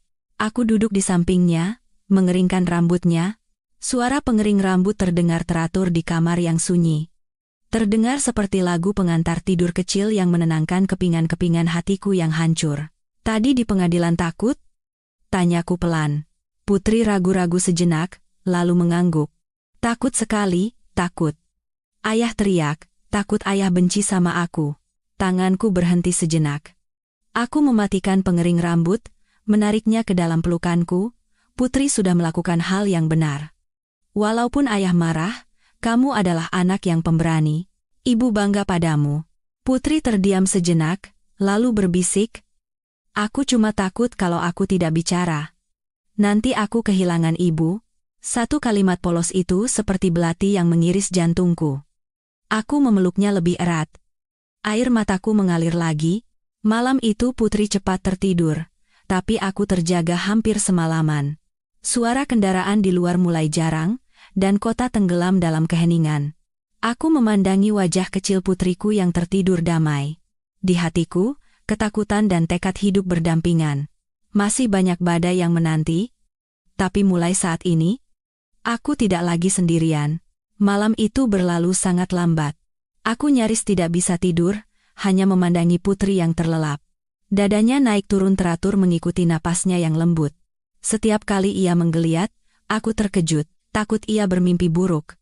Menjelang fajar, saat cahaya pucat mulai menyusup dari jendela, barulah aku bisa memejamkan mata. Dering ponsel membangunkanku dari tidur yang lelah. Pak Iwan. Aku sontak duduk, jantungku berdebar kencang. Bu Dewi. Pagi ini pihak kepolisian sudah resmi menerima laporan kasusnya. Pihak Bima telah dipanggil untuk diperiksa terkait video dan bukti-bukti lainnya. Aku menggenggam ponsel erat-erat. Tenggorokanku tercekat, semuanya berjalan lebih cepat dari yang kuduga. Lalu bagaimana dengan Putri? Tenang saja. Keputusan pengadilan untuk menitipkan anak sementara pada Bu Dewi masih berlaku. Selama masa penyelidikan, Bima tidak bisa menemui anak secara langsung tanpa pengawasan. Aku menghela napas lega. Ketenangan yang langka datang menyelimuti dadaku yang tegang selama berhari-hari. Aku berterima kasih pada Pak Iwan dan menutup telepon. Saat menoleh, Putri masih tertidur. Memeluk erat boneka beruang usang yang kubelikan di rumah lama. Aku bangkit dan meminum segelas air hangat. Kekhawatiran lain mulai muncul di kepalaku. Uang sewa, biaya les Putri, biaya hidup, uang yang kumiliki sejak keluar dari rumah hanyalah dana darurat yang sangat sedikit. Dulu semua pengeluaran diatur oleh Bima, aku bergantung padanya. Baru sekarang aku sadar betapa berbahayanya ketergantungan itu. Saat Putri bangun, ia mengucek mata dan melihat sekeliling, menyadari bahwa ia berada di kamar kos. Ia langsung duduk dan berkata dengan suara serak, "Ibu, kita masih di sini?" Aku tersenyum sambil mengelus kepalanya. "Iya, sayang. Kita di sini sama ibu. Tidak ada yang akan mengambil Putri." Putri memeluk leherku dan menyandarkan wajahnya di bahuku cukup lama. Aku merasakan ia menghela napas sangat pelan, seolah melepaskan ketakutan yang menghimpitnya semalaman. Pagi itu aku mengantar Putri ke sekolah.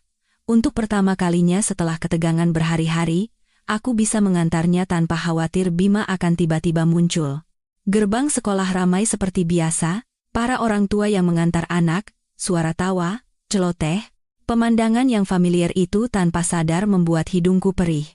Aku merindukan kehidupan normal seperti ini, dan baru setelah nyaris kehilangannya, aku bisa merasakan nilainya dengan jelas. Wali kelas Putri keluar, melihatku, dan berhenti sejenak. Matanya penuh kekhawatiran. Setelah Putri berlari masuk ke kelas, guru itu memanggilku ke samping. "Ibu, saya dengar beberapa hari ini ada masalah di rumah. Putri di sekolah memang anak baik, tapi belakangan ini dia lebih banyak diam sendirian dan tidak banyak bicara." Jantungku terasa sesak. "Maafkan saya, Bu. Saya sudah memberikan terlalu banyak beban padanya." Guru itu menggeleng. "Bukan salah Ibu. Tapi di masa-masa seperti ini, Ibu harus lebih banyak bicara dan memperhatikan anak. Hati anak-anak sangat mudah terluka." Aku mengangguk. Di hatiku, penyesalan yang tak terucapkan membuncah. Siang itu, aku mulai mencari pekerjaan. Aku tidak bisa hidup pasif lagi. Aku menyerahkan lamaran ke sebuah warung makan kecil di dekat kos. Pemiliknya adalah seorang ibu parubaya yang ramah. Ia memandangiku dari atas ke bawah, lalu bertanya, "Bisa kerja apa?" "Memasak, mencuci piring, bersih-bersih, semua bisa, pagi atau malam, tidak masalah." Ia melihat keputusasaan di mataku, terdiam sejenak, lalu mengangguk. "Baiklah. Mulai sore ini. Gajinya tidak besar. Tapi kalau rajin, nanti dinaikkan." Aku menunduk dalam-dalam. "Iya, Bu. Terima kasih banyak." Sore hari sepulang sekolah, aku membawa Putri ke warung. Aku tidak mau meninggalkannya sendirian di kos. Putri duduk diam di sudut kecil sambil mewarnai, sementara aku tanpa henti melayani, membereskan, dan mengelap. Lengan dan kakiku pegal, punggungku sakit, tapi hatiku anehnya ringan. Untuk pertama kalinya setelah sekian lama, aku merasa berdiri di atas kakiku sendiri. Malam itu saat kami berdua kembali ke kos, Putri menatapku dan berkata dengan suara yang mengandung campuran rasa khawatir dan kagum, "Ibu capek sekali." "Ya, sedikit capek, tapi Ibu tidak apa-apa." Putri terdiam sejenak, lalu tiba-tiba berkata, "Kenapa dulu Ibu tidak bekerja seperti ini?" Aku terkejut. Aku tidak tahu bagaimana harus menjawab anak berusia 7 tahun. Aku hanya mengelus punggungnya pelan. Dulu Ibu pikir, merawat Putri di rumah saja sudah cukup. Tapi sekarang Ibu tahu, Ibu harus bekerja untuk bisa melindungi Putri. Putri mungkin tidak sepenuhnya mengerti kata-kataku, tapi ia mengangguk. Malam hari saat sedang melipat pakaian Putri, ponselku berdering lagi. Nomor tak dikenal yang berbeda, tapi begitu mendengar suara di seberang, aku tahu itu adalah ibu mertuaku. Suaranya serak, penuh keraguan. "Dewi. Ini Ibu. Ibu sudah dengar soal kamu dan Bima." Aku terdiam.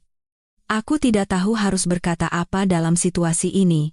Dulu setiap kali kami bertengkar, ibu mertuaku selalu membela anaknya. Aku sudah terbiasa menanggungnya sendiri. Ibu juga tidak menyangka dia akan melakukan hal seperti itu. Tapi bagaimanapun juga, Putri itu cucuku. Aku menggenggam ponsel erat-erat. "Bolehkah Ibu bertemu dengannya sekali saja?" Pertanyaan yang tampaknya sederhana, tapi aku ragu cukup lama. Aku tidak ingin Putri terluka lagi, tapi aku juga tahu Putri masih menyayangi neneknya. "Bu, untuk sementara waktu, saya tidak akan membiarkan Putri bertemu siapapun selain saya dan pihak sekolah. Setelah semuanya stabil, nanti kita bicarakan lagi." Terdengar keheningan sejenak di seberang, lalu suara ibu mertuaku mengecil, "Baiklah. Ibu mengerti." Aku menutup telepon dengan perasaan berat. Aku tidak boleh melunak terlalu cepat. Satu kesalahan saja, Putri bisa terseret kembali ke dalam pusaran yang baru saja ia tinggalkan. Beberapa hari kemudian, Bima secara resmi dipanggil untuk pemeriksaan kedua. Pak Iwan memberitahuku. Aliran dana ke rekening wanita itu sedang diselidiki, dan ada dugaan penggelapan aset. Mendengar itu, punggungku terasa dingin.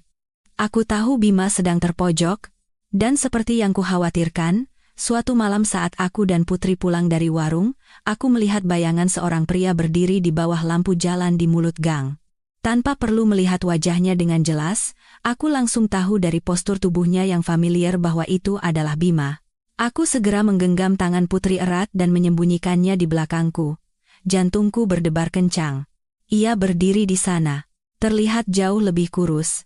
Wajahnya kuyu, dengan tatapan yang bercampur antara kelelahan dan amarah.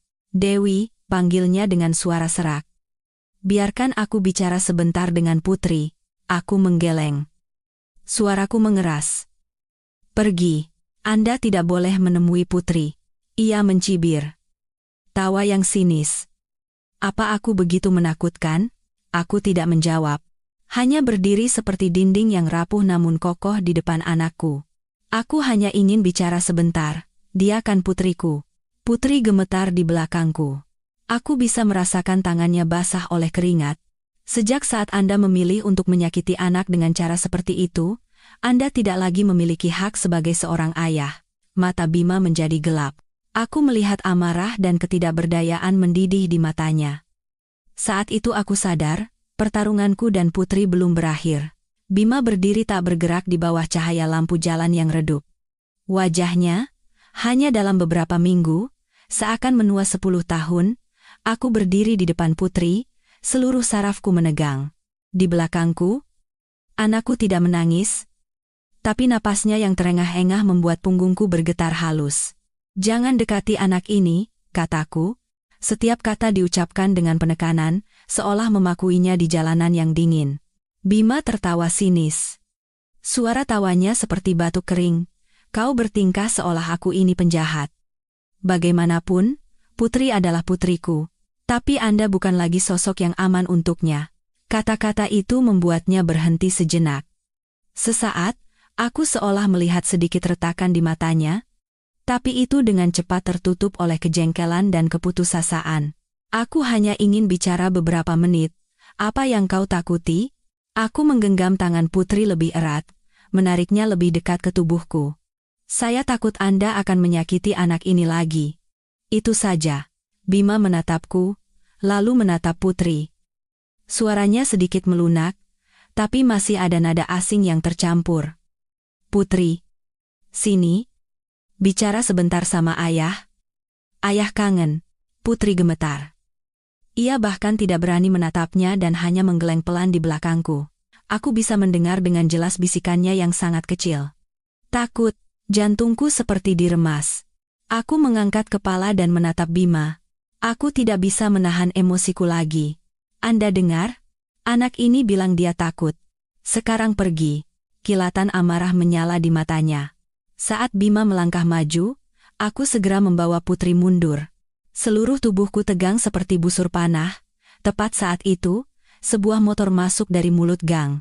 Cahaya lampu depannya menyapu wajahnya, menyorot ekspresi kuyu dan bingungnya. Bima berhenti.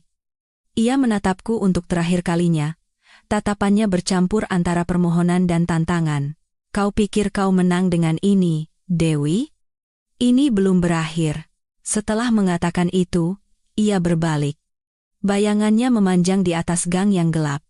Aku berdiri di tempatku cukup lama, sampai suara langkah kakinya benar-benar hilang di telan malam. Putri menangis terseduh-seduh dan memelukku erat.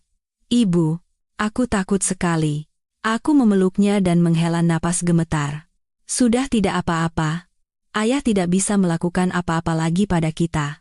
Tapi saat mengatakannya, aku sendiri tidak sepenuhnya percaya. Malam itu, Putri tidur dengan gelisah. Ia beberapa kali terkejut dalam mimpinya dan memanggil ibu dengan lirih. Aku menjaganya semalaman. Di kepalaku, tatapan gelap Bima di bawah lampu jalan terus berputar. Aku tahu betul apa yang bisa dilakukan orang yang terpojok.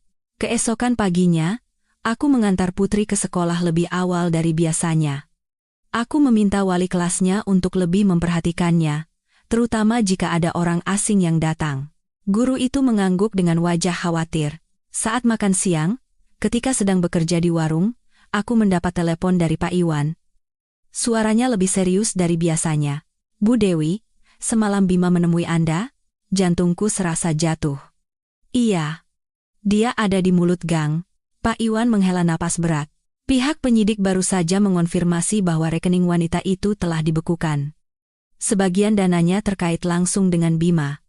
Kondisi psikologisnya saat ini pasti sangat tidak stabil. Jangan pernah berjalan sendirian di malam hari, dan hindari bertemu dengannya berdua saja. Baik, Pak. Jika ada hal aneh, saya akan segera hubungi. Aku menutup telepon dengan hati yang kalut.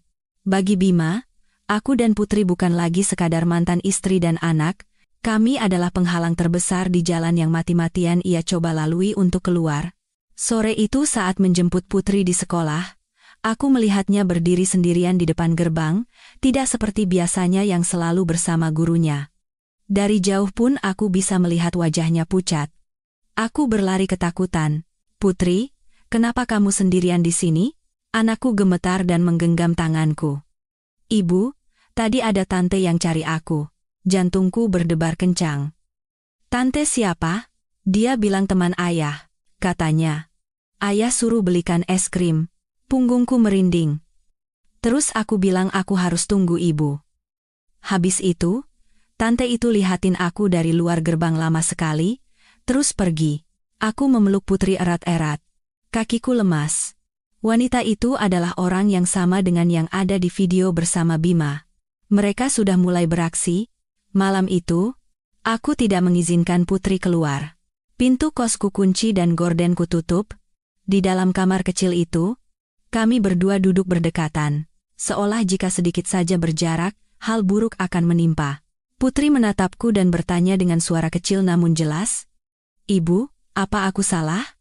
Karena aku bilang yang sebenarnya, aku membungkuk dan menatap matanya lurus. Tidak. Sayang. Putri sudah melakukan hal paling berani yang bisa dilakukan seorang anak. Tapi kenapa ayah marah sama aku? Pertanyaan itu seperti pisau tajam yang menusuk jantungku.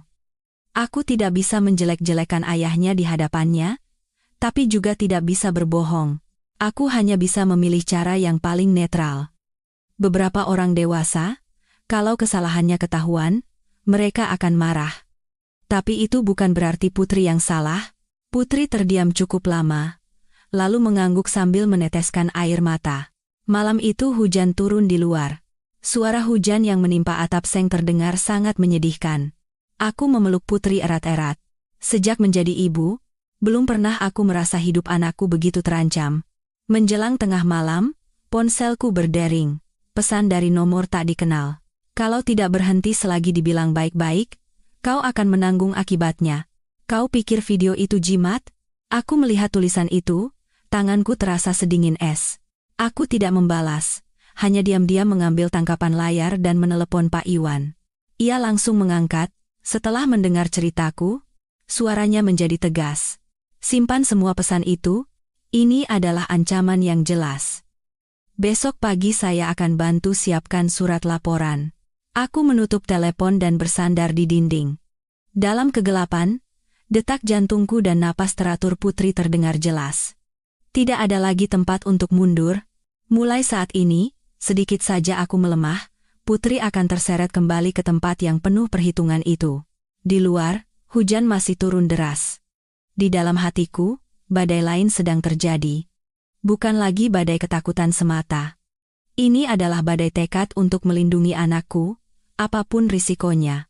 Keesokan paginya, saat hujan masih turun rintik-rintik, aku membawa Putri meninggalkan kos dan menuju rumah Rina, satu-satunya teman yang bisa kupercaya dalam situasi ini. Rina membuka pintu dan terkejut melihat kami berdua basah kuyup. Dewi, ada apa? Tanpa banyak bicara, aku menggeleng dan membawa Putri masuk, lalu menjelaskan singkat tentang pesan ancaman itu. Rina sangat terkejut dan langsung mengunci pintu. Tinggallah di sini beberapa hari. Aku tidak percaya ada orang yang bisa sejahat itu. Sebelum sempat berterima kasih, ponselku berdering. Pak Iwan. Ia mengatakan agar aku segera melapor ke kantor polisi pagi ini juga tentang ancaman dan wanita asing yang mendekati Putri. Aku menitipkan Putri sebentar pada tetangga Rina dan pergi sendirian ke polsek terdekat. Duduk di depan petugas, aku baru sadar betapa gemetarnya tanganku. Aku menceritakan semuanya, dari pesan ancaman, pertemuan dengan Bima di gang, hingga wanita yang muncul di depan gerbang sekolah, semua yang terpendam selama beberapa hari terakhir tumpah di antara napas yang tersengal.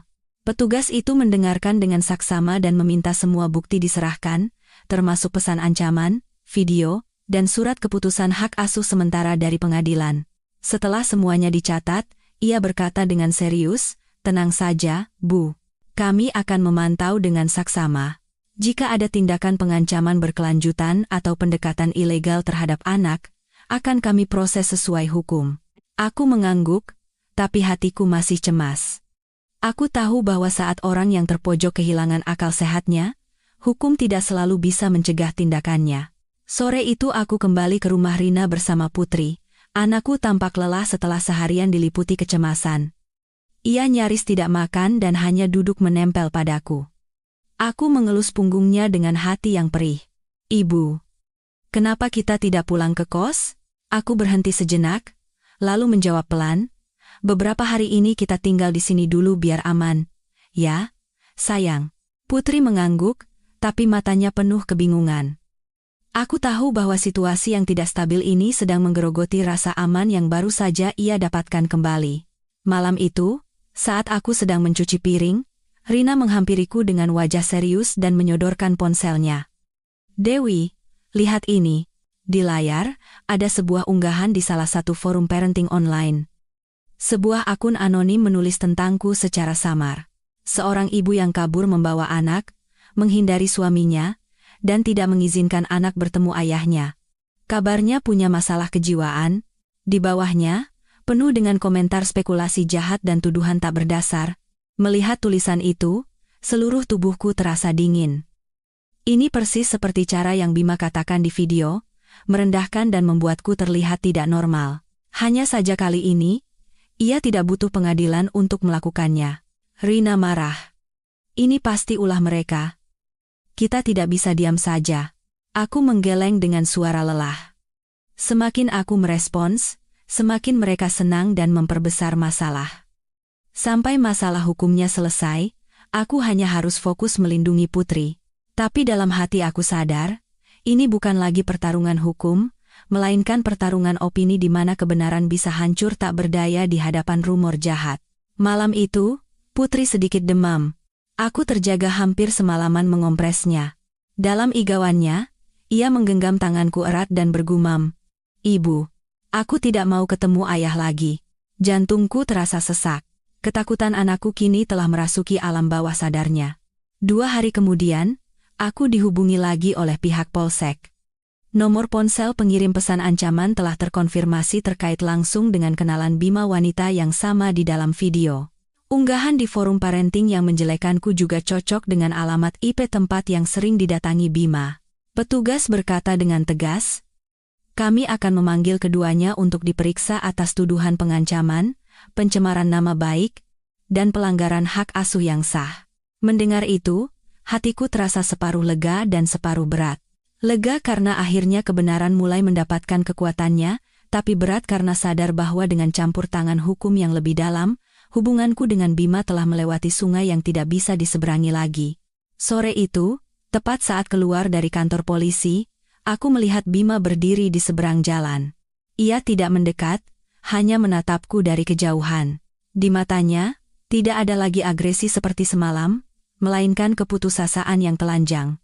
Aku melambatkan langkah dan, untuk pertama kalinya setelah semua ini terjadi, menatapnya dengan benar. Pria yang pernah menjadi suamiku itu tampak kurus kering, matanya cekung, dan bahunya terkulai seolah tidak punya kekuatan lagi untuk menopang arogansi masa lalunya. Ia memanggil dengan lirih, "Dewi." Aku berhenti, tapi tidak menoleh. "Apa kau benar-benar harus mendorongku sampai ke jalan buntu?" Aku menggenggam tali tasku erat-erat, suaraku anehnya tenang. "Tidak, Anda yang berjalan sendiri ke jalan itu." Ia tertawa getir. "Aku hanya ingin melindungi Putri." Aku berbalik dan menatapnya. Di mataku bukan lagi ada dendam, melainkan kelelahan setelah terlalu banyak luka. Dengan cara berbohong, mengancam, dan menjelek-jelekan ibu dari anak Anda, kalau Putri besar nanti dan tahu apa yang ayahnya lakukan, apa Anda pikir dia akan baik-baik saja? Bima membuka mulut seolah ingin berkata lebih, tapi kemudian terkatup rapat. Untuk pertama kalinya, aku melihatnya tidak bisa menemukan kata untuk membela diri. Jangan dekati kami berdua lagi, kataku pelan. Kalau Anda masih sedikit saja menyayangi anak ini, biarkan sisanya diselesaikan oleh hukum. Aku berbalik. Kali ini, aku tidak menoleh lagi. Malam itu saat kembali ke rumah Rina, Putri sedang duduk di meja menggambar. Sebuah gambar rumah kecil dengan 2 orang bergandengan tangan di bawahnya. Melihatku datang, ia berlari dan memelukku. "Ibu, aku gambar rumah kita." Melihat gambar itu, hidungku terasa perih.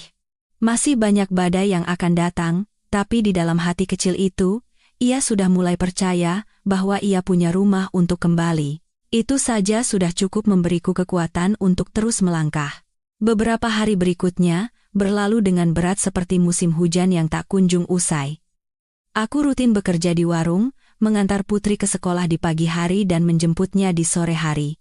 Malamnya, kami kembali ke kamar kecil di rumah Rina, hidup tenang di dalam zona aman yang rapuh. Di luar, rumor di internet mereda, lalu muncul lagi, aku memilih diam. Setiap kali melihat tulisan jahat, aku mematikan layar dan menatap Putri yang sedang mengerjakan PR, berjanji pada diri sendiri untuk tidak runtuh.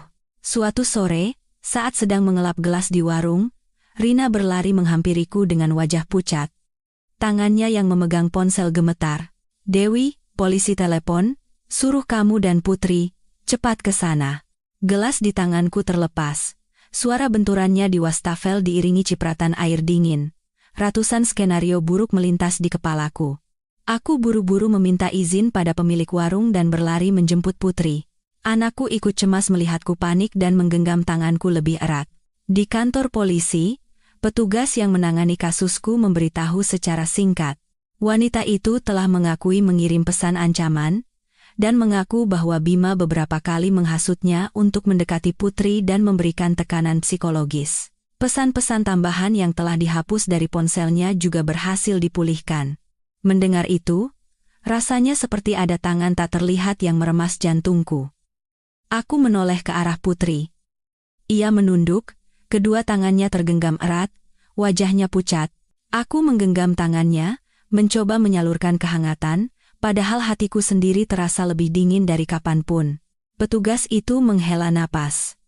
"Kami akan mempertimbangkan tuntutan atas pengancaman, tekanan mental terhadap wali sah, dan tuduhan terkait anak di bawah umur." Aku mengangguk pelan. Tenggorokanku tercekat. Pada titik ini, semuanya bukan lagi sengketa pernikahan. Ini telah masuk ke ranah hukum pidana. Dalam perjalanan pulang, Putri diam 1000 bahasa. Baru saat hampir sampai di rumah, ia bertanya dengan suara sangat kecil, "Ibu, apa ayah akan ditangkap?" Aku berhenti. Aku tidak ingin mengajarinya untuk membenci ayahnya, tapi juga tidak bisa berbohong. Ayah harus bertanggung jawab atas apa yang sudah dilakukannya, tapi meskipun begitu, dia tetaplah ayah yang melahirkan Putri. Putri mengangguk, tapi tatapannya anehnya jauh. Aku tahu di dalam hatinya, berkecamuk banyak sekali emosi yang terlalu berat untuk ditanggung anak berusia 7 tahun. Malam itu, ibu mertuaku menelepon. Suaranya sangat serak, kelelahan yang kentara terdengar jelas. "Dewi, ibu baru pulang dari kantor polisi." Jantungku terasa sesak. "Kenapa ibu ke sana?" "Bima. Dia dipanggil beberapa kali lagi." Pulang ke rumah, orangnya sudah benar-benar berbeda. Ibu sudah tidak mau membela dia lagi, tapi bagaimanapun dia anak ibu. Aku terdiam.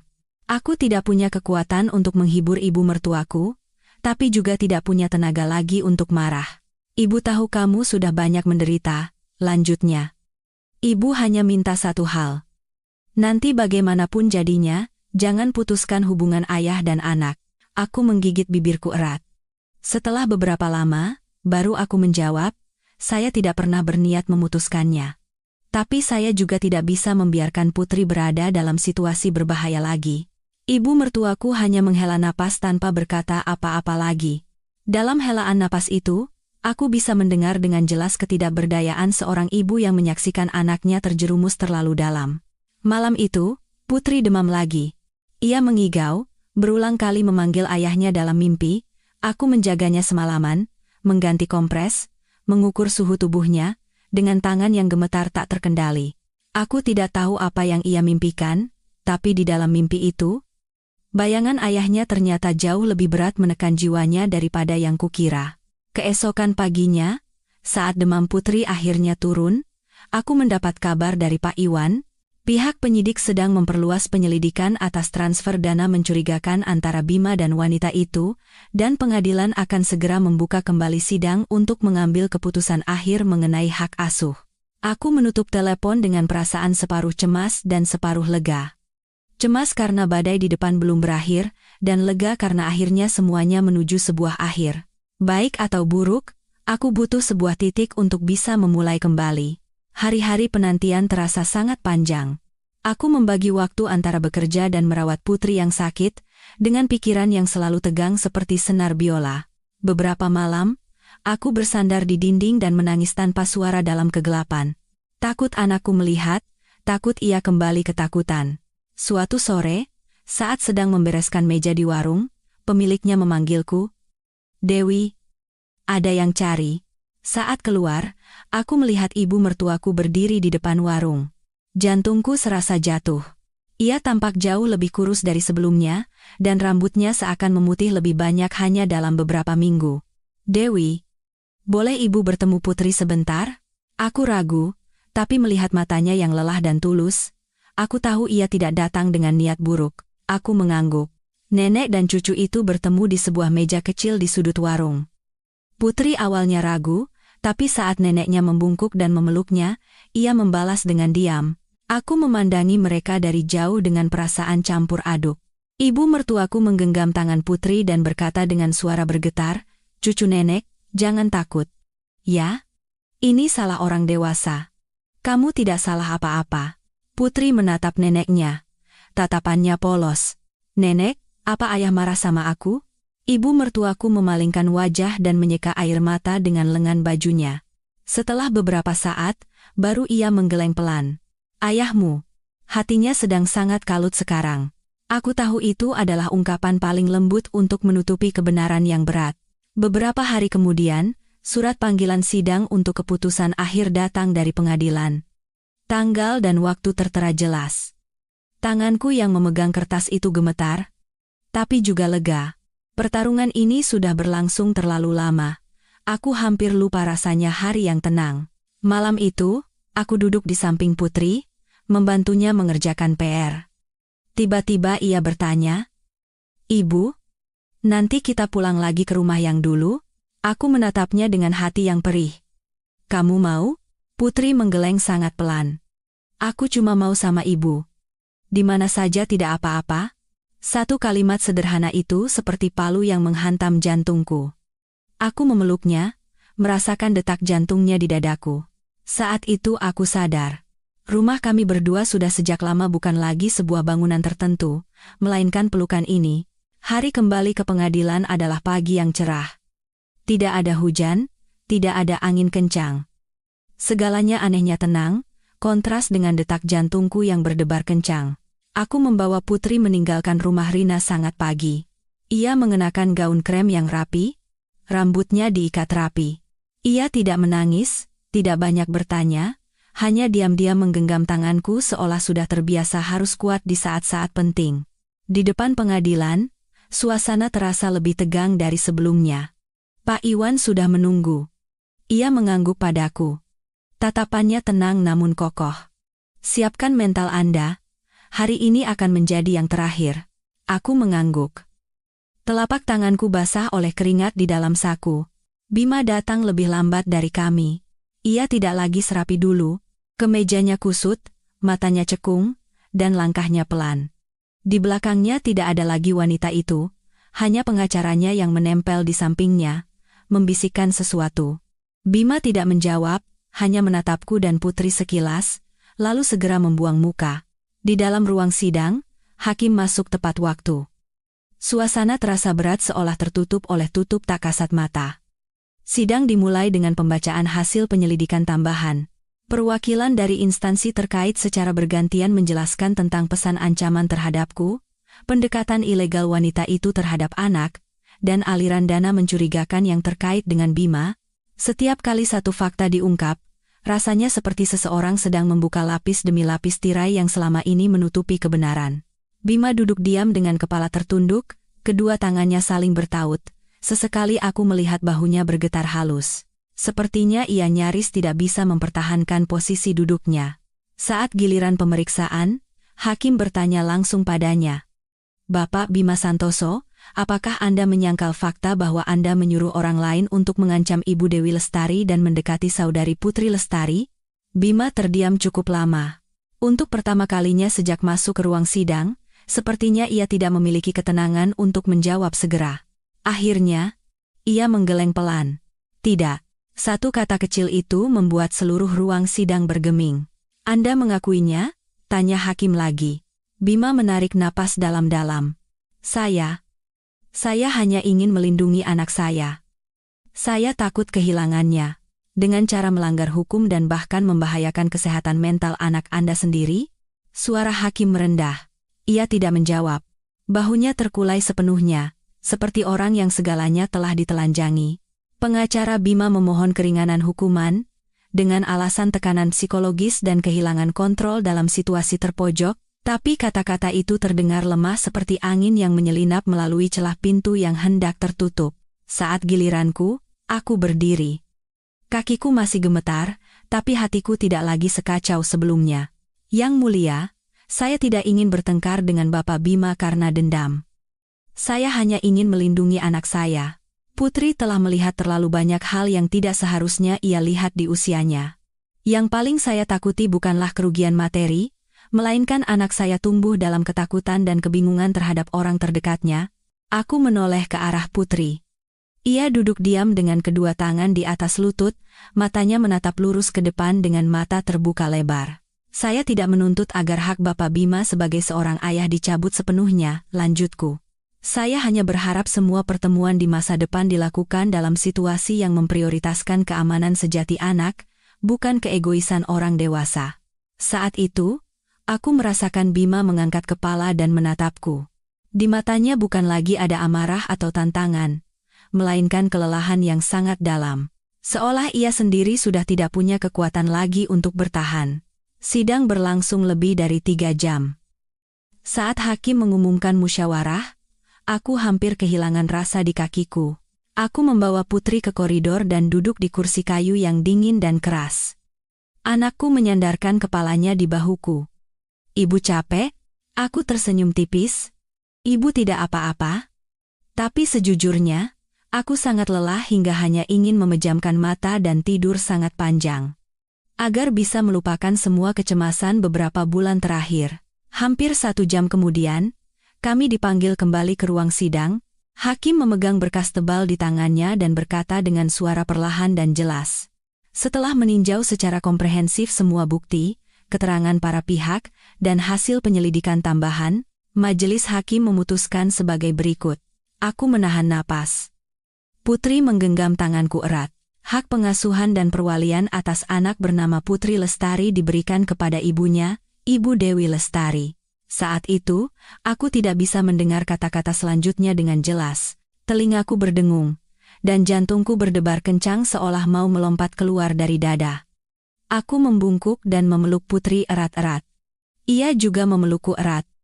Seluruh tubuhku gemetar. Entah karena bahagia atau karena ketegangan yang tertahan begitu lama akhirnya lepas.